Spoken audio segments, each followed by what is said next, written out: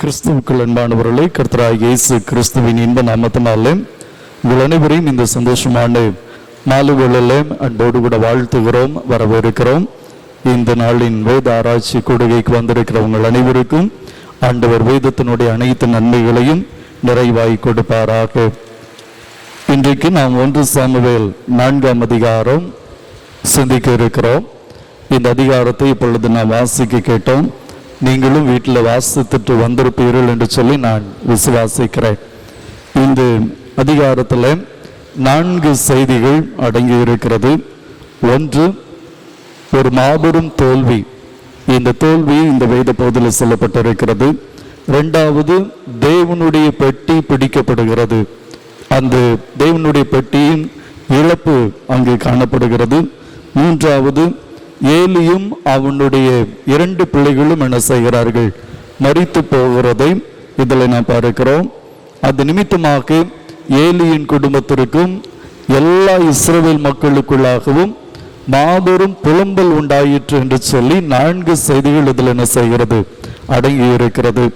அன்பானவர்களே, இந்த சம்பவம் எங்கு நடக்கிறது அப்படி என்று சொல்லி நான் பார்ப்போம் என்று சொன்னால், இது எபனேசருக்கு சமீபத்தில் நடக்கிறது. எபனேசர் அப்படிங்கிற வார்த்தையை நாம் 7ஆம் அதிகாரத்தில் அதிகமாக சிந்திக்கிற தன்மை நமக்கு உண்டு. அது நம்ம எல்லாருக்குமே அநேக ஆறுதல் கொடுக்கிறது, அநேக உற்சாகம் கொடுக்கிற ஒரு வேத பகுதி. ஆனால் இந்த எபனேசனுடைய முதல் ஆரம்பம், முதல் பதிவு இந்த 4ஆம் அதிகாரம் முதல் வசனத்தில் சொல்லப்பட்டிருக்கிறது. இங்கு எபனேசரை குறித்து நாம் கற்றுக்கொள்ளுகிற செய்தி 7ஆம் அதிகாரத்திற்கு நேர் எதிர்மறையான ஒரு செய்தியாக நாம் பார்க்கிறோம்.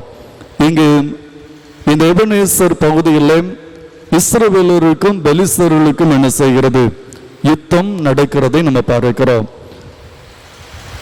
இஸ்ரவேலர்கள் எகிப்தின் அடிமைத்தனத்திலிருந்து கானானுக்கு நேராக அவர்கள் புறப்பட்டு வந்தவர்கள். பெலிஸ்தர்கள் யார் அப்படின்னு சொன்னா, இவர்களுடைய ஆரம்பம் ஆமோஸ் தீர்க்கதரிசி மிக தெளிவாக சொல்லுகிறார். 9ஆம் அதிகாரம் 7ஆம் வசனத்தில் நாம் பார்க்கிறோம்.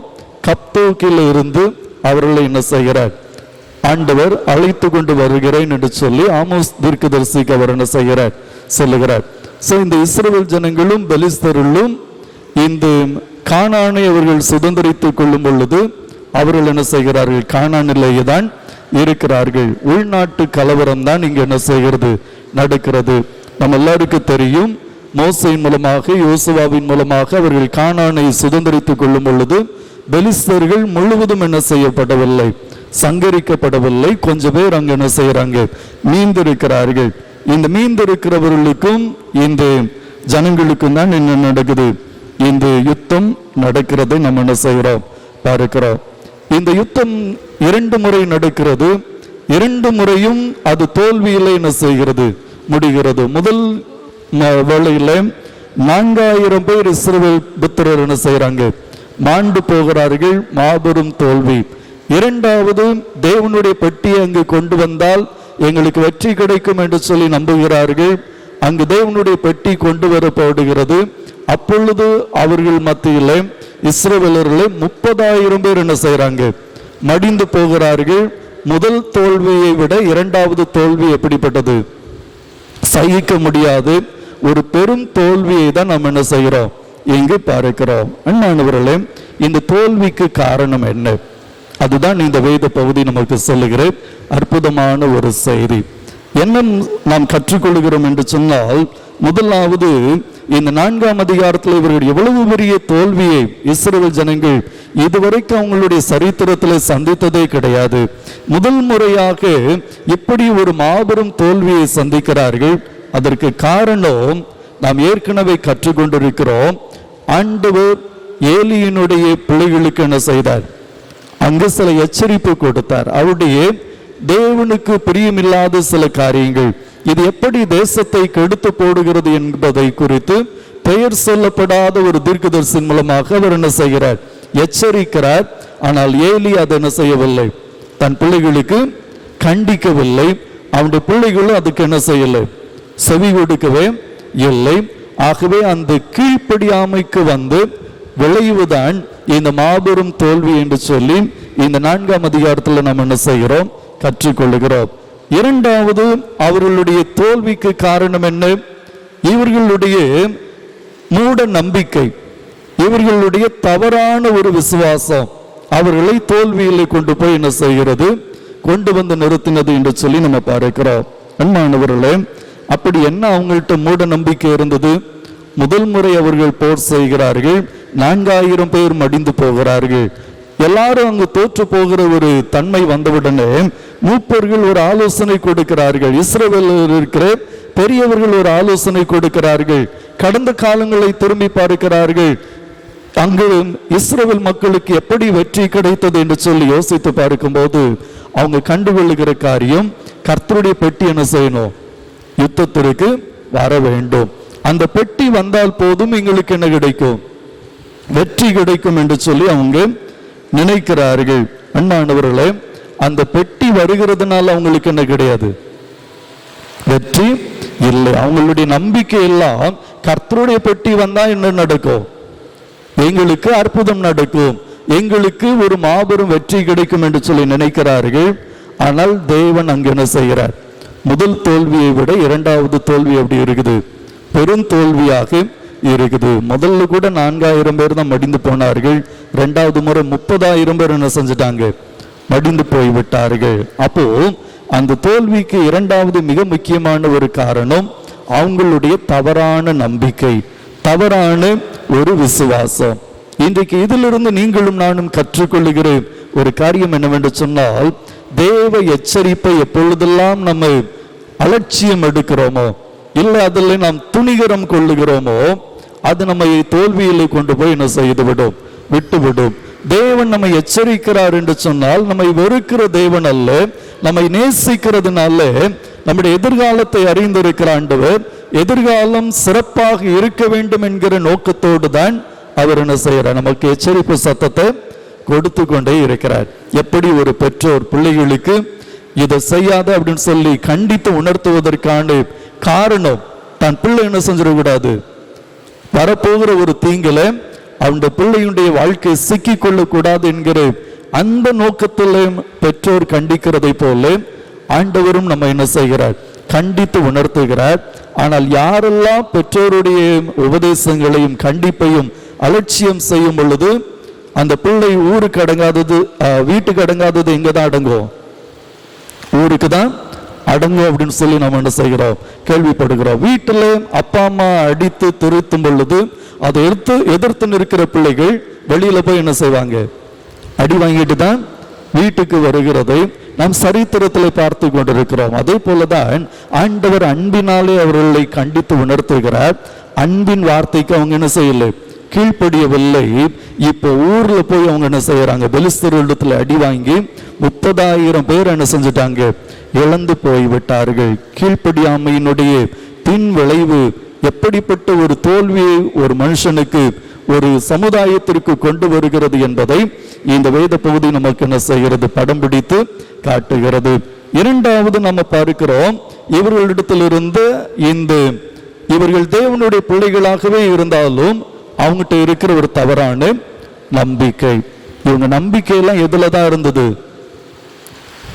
எதுதான் அவங்க நம்பிக்கை? உடன்படிக்கை பெட்டி, கர்த்தருடைய பெட்டி இருந்தா போது எங்களுக்கு எல்லாமே நடக்கும்.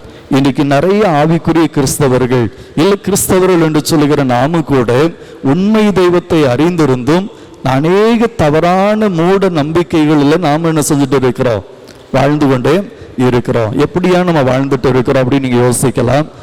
ஃபார் எக்ஸாம்பிள், இன்னைக்கு நம்ம பிள்ளைங்களுக்கு ஏதாவது ஒரு காய்ச்சல் இல்லை வீட்டில் ஏதாவது ஒரு கஷ்டம்னா உடனே நம்ம தலைமாட்டில் எதை தூக்கி வைக்கிறோம்? பைபிளை தூக்கி வச்சிடறோம். ஏன்? நம்ம நம்பிக்கை என்ன இருக்குது? பைபிள் தலைமாட்டில் இருந்தால் என்ன நடக்காது? எந்த பேய் பிசாசுகளும் நம்ம தொட முடியாது. நமக்கு என்ன கிடைக்கும்?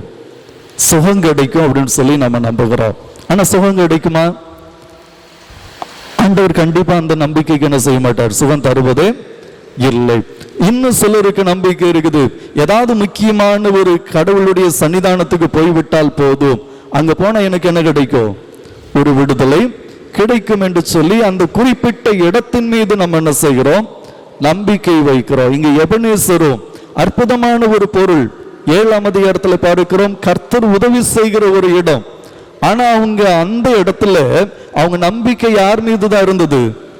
கர்த்தருடைய பெட்டியின் மீது தான் இருந்தது ஒழிய உதவி செய்கிற கடவுள் மீது அவங்களுக்கு நம்பிக்கை இல்லை. இன்னைக்கு நம்முடைய வாழ்க்கையிலையும் இப்படி புண்ணிய இடங்களை தேடி ஓடிக்கொண்டிருக்கும் பொழுதோ, இல்லை நம்முடைய தவறான இந்த வாழ்க்கை முறைகள், விசுவாச வாழ்க்கை முறைகளை நாம பின்பற்றும் பொழுதும் அதை நம்ம என்ன செஞ்சிடும்? தோல்வியில தான் கொண்டு போய் விடும். அதுல நம்ம என்ன செய்ய முடியாது? வெற்றி காணவே முடியாது. இது ஆலோசனை கொடுக்கிறது யார்? இஸ்ரவேலினுடைய மூப்பர்கள், வயது சென்றவர்கள் தான், அனுபவம் பெற்றவர்கள் தான் இந்த ஒரு தவறான ஆலோசனை அங்க என்ன செய்கிறார்கள்? கொடுக்கிறார்கள். அங்கு ஒரு பெரிய தோல்வி அங்க என்ன செய்கிறது? நடக்கிறது. இந்த தோல்வியில் இஸ்ரவேலருக்கு, பெலிஸ்தருக்கு அது எப்படியாய் மாறுகிறது? வெற்றியாக மாறுகிறது. இந்த பெலிஸ்தரிடத்திலிருந்தும் நாம் சில சத்தியங்களை கற்றுக்கொள்ள வேண்டும். அவங்க வெற்றி பெற்றதற்கு காரணம் என்ன? இஸ்ரவேலுடைய பக்கத்திலிருந்து நம்ம பார்க்கும் பொழுது அவங்க கீழ்ப்படியாமை, அவங்களுடைய தவறான நம்பிக்கை. பெலிஸ்தருடைய பக்கத்திலிருந்து அவங்க வெற்றிக்கு காரணமாக இருந்தது என்ன அப்படின்னு சொன்ன அழகான ஒரு வார்த்தை சொல்லப்பட்டிருக்கிறது 9ஆம் வசனத்துல. பெலிஸ்தரே, திடன் கொண்டு புருஷரை போல நடந்து கொள்ளுங்கள். இதுதான் பெலிஸ்தர்களுக்கு வருகிற கட்டளை. ஒரு அற்புதமான ஒரு கமெண்ட் அவங்க சோல்ஜர்ஸுக்கு வருகிறது. இப்ப பாளையத்துக்கு யார் வந்துட்டா? பாளையத்துக்கு எது கொண்டு வந்துட்டாங்க? கர்த்தருடைய பெட்டி வந்துட்டு, இந்த பெட்டி வந்ததுனால இஸ்ரவேலர்கள் என்ன செய்யறாங்க? ஆர்ப்பரிக்கிறார்கள். பூமி அதிரத்தக்கதாக ஒரு பெரிய சத்தம் கேட்கிறது. இந்த சத்தத்தை கேட்கும் பொழுது பெலிஸ்தர்களுடைய சேனைக்குள்ளாக ஒரு கட்டளை பிறக்கிறது. இந்த சத்தத்தை கேட்டு என்ன செஞ்சிடாதீங்க? பயந்துராதீங்க, தைரியமா இருங்க. இதுதான் பெலிஸ்தர்களுக்கு கொடுக்கிற இந்த கட்டளை, ஆலோசனை. அன்பானவர்களே, அப்ப பெலிஸ்தர்களிடத்திலிருந்து நாம கற்றுக்கொள்ள வேண்டிய காரியம் என்ன? நம்ம வாழ்க்கையில பிரச்சனைகள், போராட்டங்கள், தோல்விகள் வரும்போது என்ன செய்யக்கூடாது? பயப்படக்கூடாது. இதுல நம்ம என்ன செய்ய வேண்டும்? ஆபத்து நேரத்தில் நம்முடைய பலன் என்ன செஞ்சிடக்கூடாது? ஒடுங்கி போகவே கூடாது. அந்த நம்பிக்கை நம்ம இழந்து போவோம் என்று சொன்னால் நம்ம பலன் என்ன செஞ்சிடும்? போய்விடும். இங்க பெலிஸ்தர்களை அவங்க எப்படி உற்சாகப்படுத்துறாங்க? தைரியமா இருங்க, யார் வந்தா என்ன, நம்ம வந்ததை என்ன செய்யலாம், பார்த்து கொள்ளலாம் என்று சொல்லி கடவுளை அறியாத மனிதன் தன்னுடைய ஜனத்திற்கு அவன் என்ன செய்கிறான்? ஆலோசனை கொடுக்கிறான். இன்றைக்கு கிறிஸ்தவர்கள், நீங்களும் நானும் அநேக நேரங்களில் தோற்று போவதற்கு காரணம் என்ன? நாம தவறான சில நம்பிக்கைகளை வேதத்தில் என்ன செஞ்சிருக்கிறோம்? வைத்திருக்கிறோம். கடமைக்கு சில காரியங்களை நம்ம செய்யும் பொழுது என் வாழ்க்கை காக்கப்படும், எனக்கு நன்மை கிடைக்கும் என்று சொல்லி நம்ம நினைக்கிறோம். ஆனால் இந்த உலகத்தினுடைய மனிதர்களிடத்திலிருந்து நாம் கற்றுக்கொள்ள வேண்டிய சில செய்திகள் இருக்கிறது. வெறும் கடவுளை மாத்திரம் தேடிக்கொண்டு பயந்து கொண்டிருப்போம் என்று சொன்னால் நம்ம வாழ்க்கையில் என்ன செய்ய முடியாது? வெற்றியே பெற முடியாது. இரண்டாவது அவங்க என்ன சொல்றாங்க? திடம் கொண்டு புருஷரை போல நடந்து கொள்ளுங்கள் அப்படின்னு சொல்லுகிறார். அப்படின்னா யார் என்ன செஞ்சிடாதீங்க? உட்கார்ந்துடாதீங்க. இவ்வளவு பெரிய சத்தம் கேட்குது அப்படின்னு சொல்லி என்ன செஞ்சிடாதீங்க? பயந்து ஒரு இடத்துல உட்கார்ந்துடாதீங்க. முன்னால நடந்து போங்க. இஸ்ரவேலர்களுக்கு முன்னாக நீங்க தைரியமா போங்க. இதுதான் அவங்களுக்கு கிடைக்கிற ஒரு கட்டளை. அப்ப இரண்டாவது அவங்களிடத்திலிருந்து கற்றுக்கொள்ளுகிற காரியம் அவங்களுடைய கடின உழைப்பு. இந்த உலகத்துல நாம் முன்னேற முடியாதபடிக்கு எத்தனையோ விதமான எதிர்மறையான செய்திகள் தான் நமக்கு என்ன செஞ்சுட்டே இருக்கும், வந்துட்டே இருக்கும். அது ஒரு ஆர்ப்பரிப்பு போல என்ன செய்யும், கேட்டுக்கொண்டிருக்கும். ஆனால் கடவுளுடைய ஜனங்களாகிய நீங்களும் நான் கற்றுக்கொள்ள வேண்டிய காரியம், இந்த வெகு ஜனத்தினிடத்திலிருந்து நாம் கற்றுக்கொள்ளுகிற ஒரு காரியம், நம்முடைய நம்பிக்கை கடின உழைப்பாக என்ன செய்யணும், மாற வேண்டும். ஆண்டவர்கிட்ட சொல்லிட்டேன் அப்படின்னு சொல்லிட்டு அமைதியா இருந்தோம்னு சொன்னா என்ன நடக்காது? வாழ்க்கையில் ஒண்ணுமே கிடைக்காது. பவுல் சொல்லுகிறார், உங்களிடத்துல வேலை செய்ய மனதில்லாதவன் சாப்பிடவும் கூடாது. சாப்பிடணும்னா என்ன செய்யணும்? வேலை செய்யணும். அப்ப வாழ்க்கையில வெற்றி பெற வேண்டும் என்று சொன்னால் என்ன செய்யணும்? அதற்கேற்ற கடின உழைப்பும் விடாமுயற்சி நம்ம இடத்துல இருக்க வேண்டும். அந்த இதை விட்டுட்டோம் அப்படின்னு சொன்னா, நான் ஆண்டவர்கிட்ட ஜெபம் பண்ணிட்டே இருக்கிறேன், ஆண்டவர் பார்த்துக்குவார், ஆண்டவர் பார்த்துக்குவார் அப்படின்னு சொல்லிட்டு உட்கார்ந்துட்டே இருந்தோம்னு சொன்னா என்ன கிடைக்காது? ஒரு ஸ்டெப்பு கூட நம்மளால முன்னால போகவே முடியாது. இது பெலிஸ்தரிடத்திலிருந்து நாம் கற்றுக்கொள்ளுகிற ஒரு அற்புதமான ஒரு செய்தி. இஸ்ரவேலருடைய தோல்விக்கு காரணம், அவங்க கர்த்தருடைய பெட்டி வந்த உடனே இனி கடவுள் பார்த்துக்குவார் அப்படின்னு சொல்லி என்ன செஞ்சுட்டாங்க, அப்படி உட்கார்ந்துட்டாங்க. 30,000 பேர் என்ன செஞ்சுட்டாங்க, இழந்து போய்விட்டார்கள். பெலிஸ்தரோ அதை தங்களுக்கு சாதகமாக எடுத்துக்கொண்டார்கள், கடினமாக அங்கு போராடினார்கள், மாபெரும் வெற்றியை அவர்கள் என்ன செஞ்சாங்க, பெற்றுக்கொண்டார்கள். அன்பானவர்களே, இந்த நாளில் இந்த 4ஆம் அதிகாரத்தை சிந்தித்து கொண்டிருக்கிறோம். நம்ம விசுவாசம் எப்படிப்பட்டதா இருக்குது? முதலாவது நம்ம ஆண்டவருடைய வார்த்தைக்கு கீழ்ப்படியணும். ஆண்டவர் கண்டித்து உணர்த்தும் பொழுது அந்த வார்த்தை என்ன செய்யணும், அன்பின் சத்தமாக ஏற்றுக்கொண்டு அதற்கு நம்மை அர்ப்பணிக்க வேண்டும். 2வது, நம்ம விசுவாசம் குருட்டு நம்பிக்கை என்ன செய்யக்கூடாது, இருக்கக்கூடாது. நிறைய அனுபவம் வாய்ந்தவர்கள் தான் நமக்கு என்ன செய்வாங்க, இந்த குருட்டு நம்பிக்கைகள் எல்லாம் கற்றுத்தருவார்கள். ஆனால் வேதத்தை சுமக்கிற நாம், வேதத்தை படிக்கிற நாம் கற்றுக்கொள்ள வேண்டிய காரியம், நம்ம விசுவாசம் பலன் கொடுக்கிற ஒரு விசுவாசமாக என்ன செய்ய வேண்டும், இருக்க வேண்டும். வெறும் கர்த்தருடைய பெட்டி, வெறும் ஜெபம் நம்ம என்ன செய்யாது, வாழ்க்கையில உயர்த்தவே முடியாது. ஆண்டவர்கிட்ட நம்ம சொல்லணும், நல்லதுதான். அதே நேரத்தில் ஆண்டவர் நம்ம வாழ்க்கையில செயல்படுவதற்கு நாம ஒரு ஸ்டெப் என்ன செய்யணும், முன்னால எடுத்து வைக்க வேண்டும். அதுதான் வேதம் முழுவதும் நாம் கற்றுக்கொள்ளுகிற அற்புதமான ஒரு செய்தி. இதை செய்வோம் என்று சொன்னால் ஆண்டவர் நமக்கு வெற்றியை தருகிறார். இஸ்ரவேல் ஜனங்கள் அதை செய்யாததுனால மாபெரும் தோல்வியை என்ன செஞ்சாங்க, சந்தித்தார்கள். 2வது நம்ம அதில் என்ன கற்றுக்கொள்ளுகிறோம், இப்போ இந்த இஸ்ரவேலருடைய சோம்பல்தனம், இஸ்ரவேலருடைய இந்த அலட்சியம், தேவனுடைய பெட்டி எங்க போயிடுச்சு, எதிராளுடைய கையில போய்விட்டது. தேவனுடைய பெட்டி அங்க என்ன செய்கிறது, பிடிக்கப்பட்டது அப்படின்னு சொல்லி நம்ம என்ன செய்கிறோம் பார்க்கிறோம். இன்றைக்கு நிறைய நேரங்கள்ல நீங்களும் நான் நம்முடைய தவறான விசுவாசத்தினால கடவுளுடைய நாமத்தை யார்கிட்ட கொண்டு போய் கொடுத்துடுறோம், கடவுளை அறியாத மக்கள் மத்தியில் அதை தூசிப்பதற்கு நாம் என்ன செய்கிறோம், ஒப்பு கொடுத்து விடுகிறோம். கடவுளுடைய நாமம் அவமானப்படுவதற்கு நீங்களும் நான் என்ன செஞ்சிடறோம், ஒரு காரணமாக மாறி விடுகிறோம். இங்கு இஸ்ரவேலர்கள் இந்த பெட்டியை பாதுகாக்க வேண்டிய பொறுப்பு அவங்களுக்கு உண்டு, தேவனுடைய மகத்துவத்தை பாதுகாக்க வேண்டிய பொறுப்பு உண்டு. ஆனால் அவருடைய அலட்சியம், அவர்களுடைய சோம்பல்தனம், அவர்களுடைய தவறான நம்பிக்கை, இப்போ இந்த தேவனுடைய பெட்டி பெலிஸ்தருடைய கரத்துக்கு என்ன செஞ்சுட்டு போயிடுச்சு.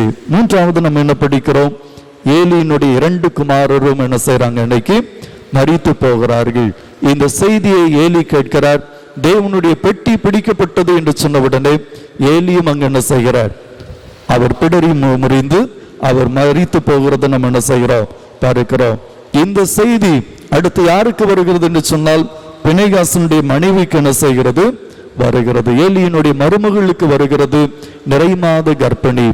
இந்த செய்தியை கேட்டு அவள் கஷ்டப்பட்டு என்ன செய்கிறாள், அங்கு பிள்ளையை பெற்றெடுக்கிறாள். அந்த வேதனை அவளுடைய உயிருக்கும் என்ன செய்கிறது, அங்கு விளை வைக்கிறதை நம்ம பார்க்கிறோம். அவளும் அங்கு என்ன செய்கிறாள், சாக போகிற ஒரு நேரம்.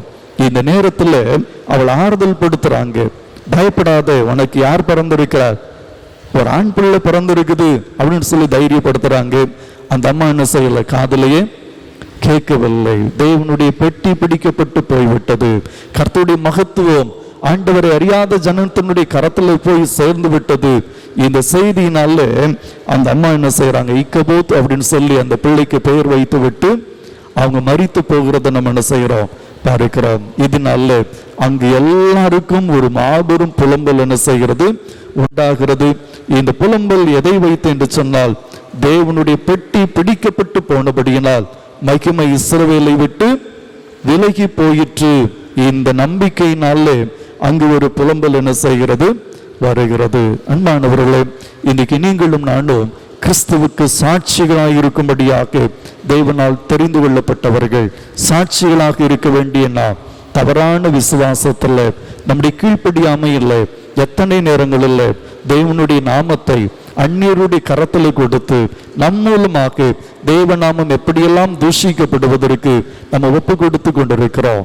இந்த 4ஆம் அதிகாரத்தை சிந்திக்கும் பொழுது இன்றைக்கு தேவன் அவருடைய நாமத்தை வீணிலை வழங்குகிறவன் என்ன செய்வார், தண்டியாமல் விடார். ஆண்டவர் தன்னுடைய நாமத்தை யாருக்கு என்ன செய்ய மாட்டார், விட்டு கொடுக்கவே மாட்டேன் என்று சொல்கிறார். நான் பிதாவானால் என் கணம் எங்கே என்று சொல்லி தான் ஆண்டவர் என்ன செய்கிறார், கேட்கிறார். அதை கனவீனப்படுத்தும் பொழுது அங்கு தேவனுடைய கோபம் அங்கு என்ன செய்கிறது, பற்றி எறிகிறது. அது ஒரு மாபெரும் இழப்புக்கு நேராக கொண்டு போய் நிறுத்துகிறது.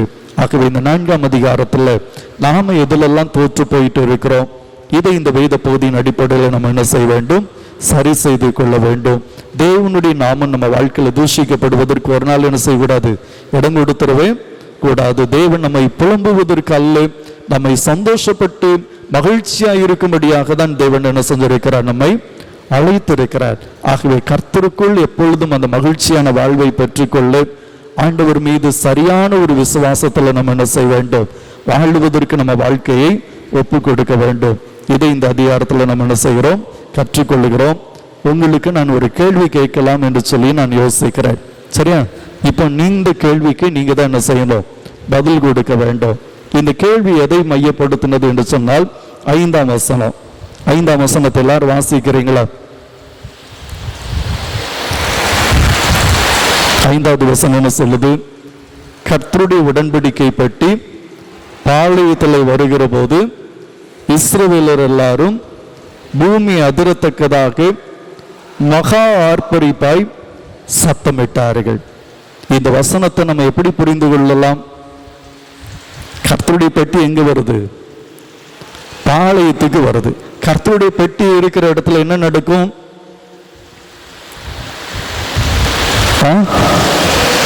லேவியராகமும் யாத்திராகமத்துல நம்ம படிக்கிறோம். கர்த்தருடைய பெட்டி இருக்கிற இடத்துல என்ன நடக்கும்? கர்த்தருக்கு ஆராதனை நடக்கும். சரியா? கர்த்தருடைய பெட்டி இருக்கிற இடம் எப்படிப்பட்ட இடம்? ஆராதிக்கும் ஸ்தலம். இப்போ இதை ஆராதனையை மையப்படுத்தி இந்த வசனத்தை நம்ம என்ன செய்ய வேண்டும், கற்றுக்கொள்ள வேண்டும். இப்ப இஸ்ரவேலர் எல்லாரும் அந்த பெட்டி வந்துட்டு அவங்க ஆராதனையில எப்படி ஆராதிக்கிறாங்களாம்? பூமி அதிரத்தக்கதாக மகா ஆர்ப்பரிப்பாய் சத்தமிட்டார்கள். அப்ப ஆண்டவர் இல்ல பழைய ஏற்பாட்டில் இந்த 1 சாமுவேல் 4ஆம் அதிகாரம் எப்படிப்பட்ட ஆராதனையை நம்மிடத்தில் எதிர்பார்க்கிறது? இன்னைக்கு ஆராதனை 2 விதமா நம்ம என்ன செஞ்சுட்டு இருக்கிறோம், போயிட்டு இருக்கிறோம். ஒரு ஆராதனை எப்படிப்பட்டது? நம்ம முறைகளை பார்க்கிறவர்கள் என்ன சொல்லுவாங்க, இங்க ஆவியும் இல்லை அனலும் இல்லை, அவங்க பாட்டுக்கு என்ன செய்யறாங்க, அமைதியா போயிட்டு இருக்குது அப்படின்னு சொல்லி இந்த ஆராதனை ஏளனம் செய்கிறவர்கள் இருக்கிறாங்க. இன்னொரு பக்கம் ஆராதனை எப்படி போயிட்டு இருக்குது? நாடி நரம்புகள் எல்லாம் தெரிக்கத்தக்கதாக அப்படி முறுக்கேற்று என்ன செய்யறாங்க, ஆராதனை நடக்குது. இப்ப ஆண்டவர் எந்த ஆராதனையில பிரியப்படுகிறார்? நீங்க தான் இதுக்கு பதில் சொல்லணும். இப்ப இங்க ஆராதனை எப்படி நடக்குது? இன்னைக்கு மாடர்ன் ட்ரெண்ட் அப்படின்னு நம்ம சொல்றோம், அப்படிதானே? நல்ல முறுக்கேற நம்ம என்ன செய்யணும், நம்ம சத்தம் என்ன செய்யணும், அதிர்ந்து போகணும். இந்த பூமியை அதிரத்தக்கதாக வானம் எட்டும் வரைக்கும் நம்ம என்ன செய்யணும், சத்தம் போட்டு ஆராதிக்கணும் அப்படின்னு தான் எல்லாரும் நம்மளை என்ன செஞ்சுட்டே இருக்கிறாங்க, மோட்டிவேட் பண்ணிட்டே இருக்கிறாங்க, உற்சாகப்படுத்திட்டே இருக்கிறாங்க. இப்ப அந்த ஆராதனையினுடைய விளைவு என்ன வந்தது? இன்னைக்கு நம்ம ஆராதனை நமக்கு வெற்றியை கொடுக்குதா தோல்வியை கொடுக்குதா? நீங்க தான் யோசிக்கணும். 2 ஆராதனையும் நமக்கு இருக்குது, அப்படித்தானே? ஆண்டவர் எந்த ஆராதனையை நமக்கு எதிர்பார்க்கிறார்? விசுவாசம் என்பது ஒரு அமர்ந்த தண்ணீர்ல நம்ம போகிறது. கர்த்தர் என் மேய்ப்பராய் இருக்கிறார், நான் தாழ்ச்சி அடையேன், அவர் என்னை புல்லுள்ள இடங்களில் மேய்த்து அமர்ந்த தண்ணீர்கள் அண்டையில தான் என்ன செய்யறார், கொண்டு போய் விடுகிறார். அப்ப அதுலதான் எதை பார்க்க முடியும், விசுவாசத்தை கற்றுக்கொள்ள முடியும். அதுலதான் கர்த்தரை நம்ம என்ன செய்ய முடியும், அறிந்து கொள்ள முடியும். எலியாவுக்கு அதை தான் ஆண்டவர் என்ன செஞ்சார், கற்றுக் கொடுத்தார். பூமி அதிர்ச்சி வந்தது, அதுலலாம் எதை பார்க்க முடியல, எல்லாமே ரொம்ப அமைதியானது. எலியா யாருடைய சத்தத்தை கேட்டார்? அப்போ நம்முடைய ஆராதனையில நம்ம கவனமா என்ன செய்யணும், இருக்க வேண்டும். இது இஸ்ரவேலுடைய தோல்விக்கு காரணமும் அவங்களுடைய தவறான ஆராதனை முறை. அந்த ஆராதனை முறை யாரும் பயமுறுத்துது?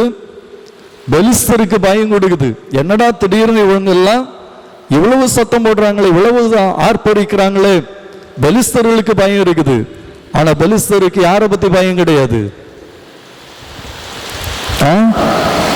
அந்த வசனங்களை நீங்க வாசித்து பாருங்க. பெலிஸ்தர்கள் அறிக்கை செய்கிறார்கள், இந்த தெய்வம் தானே நம்மை வனாந்தரத்துல அழித்து போட்ட தெய்வம். அவங்களுக்கு அந்த தெய்வ நம்பிக்கை இருக்குது. ஆனா யாருக்கும் பயம் கிடையாது. இங்கிலாந்து ராணி அவங்க தன்னுடைய வாழ்க்கையில சொன்ன ஒரே ஒரு காரியம், அன்றைக்கு எழுப்புதலை கொண்டு வந்து மாபெரும் ஊழியக்காரர் அவரை பார்த்து சொன்ன காரியம் என்னன்னு சொன்னால், என்னுடைய இராணுவத்துக்கு எதிராக வருகிற 10,000 வீரர்களை குறித்து நான் என்ன இல்லை, பயம் கிடையாது. ஆனா இந்த எழுப்புதல்னு சொல்லி ஒருத்தன் ஜெபித்து கொண்டு இருக்கிறானே, வீட்டை பூட்டிட்டு ஜெபம் பண்ணிட்டு இருக்கிறானே, இவனை கண்டா எனக்கு பயமா இருக்குது அப்படின்னு. அவர் யார் அப்படின்னு சொன்னா ஜான் வெஸ்லி.